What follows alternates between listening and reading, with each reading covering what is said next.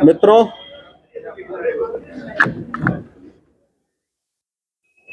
आज मुझे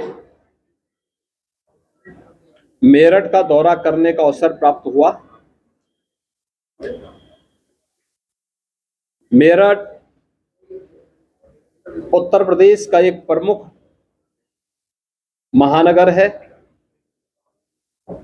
और आदरणीय प्रधानमंत्री जी के मार्गदर्शन में, उनके यशस्वी लीडरशिप में मेरठ ने देश की बेहतरीन कनेक्टिविटी को पिछले 10 वर्षों में प्राप्त किया है। देश की पहली रैपिड रेल दिल्ली मेरठ के बीच प्रारंभ हो चुकी है। 12 लेन का एक्सप्रेसवे की बेहतरीन कनेक्टिविटी मेरठ के लिए पहले ही प्रारंभ हो चुकी है। मेरठ से लखनऊ और प्रयागराज के लिए गंगा एक्सप्रेसवे का निर्माण अंतिम चरणों में चल रहा है और इस बार बजट में हम लोगों ने मेरठ से हरिद्वार के बीच गंगा एक्सप्रेसवे को एक्सटेंड करने का भी निर्णय लिया है। प्रदेश का पहला sports university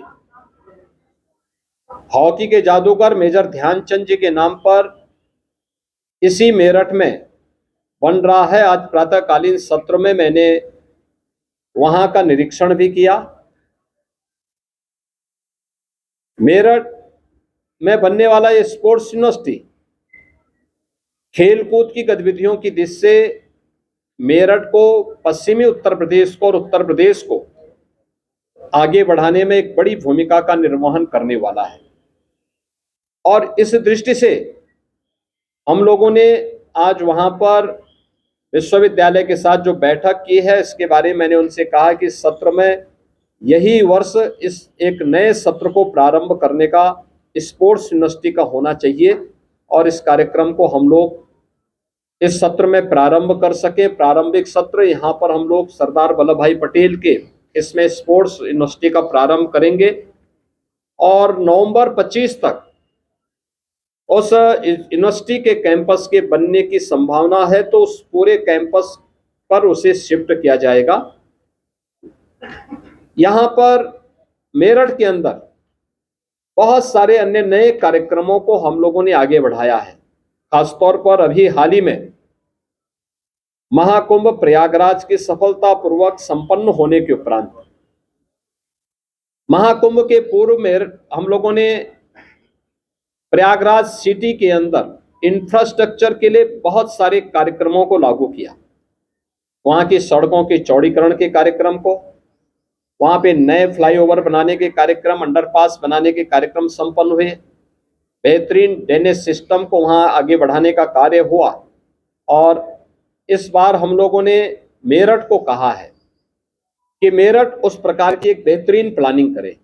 inner ring road की समस्या हो, यहाँ के अन्य ट्रैफिक जाम की समस्या हो, वेंडिंग जोन बना करके स्ट्रीट वेंडर को व्यवस्थित पुनर्वास करने की हो, या सिटी के सीवर, ड्रेनेज और सॉलिड वेस्ट मैनेजमेंट की समस्या का समाधान, इन सभी के लिए हम लोगों ने यहाँ पर आज जनप्रतिनिधियों के प्रस्ताव पर मैंने लोकल प्रशासन से कहा है कि सभी संबंधित विभागों के साथ मिलकर के इसका प्रस्ताव तत्काल शासन को उपलब्ध करवाएं, जिससे इस पर आगे कार्रवाई की जा सके।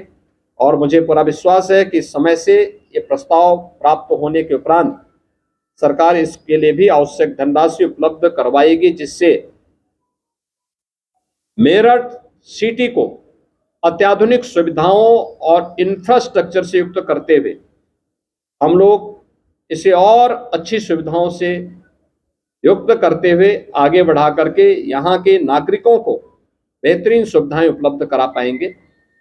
आज इसीलिए मैं मेरठ में आया था। यहाँ पर हम लोगों ने युवा उद्यमियों के लिए भी एक नई स्कीम को जो लागू किया है, सीएम युवा उद्यमी स्कीम।